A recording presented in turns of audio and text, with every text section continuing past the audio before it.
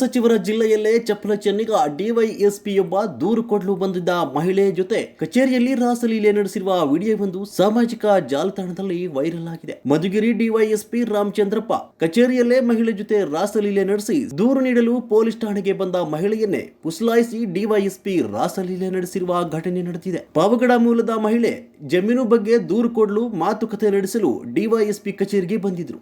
ಈ ವೇಳೆ ಮಹಿಳೆಯನ್ನು ಪುಸಲಾಯಿಸಿರುವ ಡಿವೈಎಸ್ಪಿ ರಾಮಚಂದ್ರಪ್ಪ ಶೌಚಾಲಯದ ಬಳಿ ಕರೆದುಕೊಂಡು ಹೋಗಿ ರಾಸಲೀಲೆ ನಡೆಸಿರುವುದು ವಿಡಿಯೋದಲ್ಲೂ ಕಂಡು ಬಂದಿದೆ.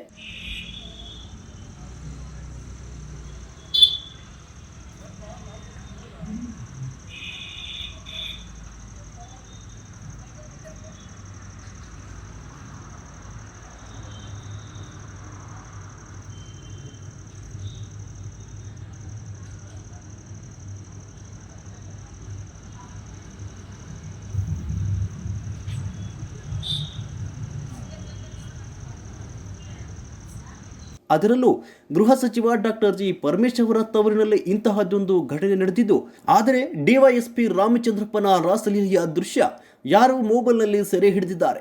ಅಲ್ಲಿ ಮಹಿಳೆಯರೊಂದಿಗೆ ಬಲವಂತವಾಗಿ ನಡೆದುಕೊಳ್ಳುತ್ತಿದ್ದ ದೃಶ್ಯಗಳು ಸೆರೆ ಸಿಕ್ಕಿವೆ. ಇದೀಗ ರಾಸಲೀಲೆಯ ವಿಡಿಯೋ ಸಾಮಾಜಿಕ ಜಾಲತಾಣದಲ್ಲಿ ವೈರಲ್ ಆಗಿದೆ. ಈ ಘಟನೆಯಿಂದ ಇಡೀ ಪೊಲೀಸ್ ಇಲಾಖೆಯೇ ತಲೆ ತಗ್ಗಿಸುವಂತಾಗಿದೆ.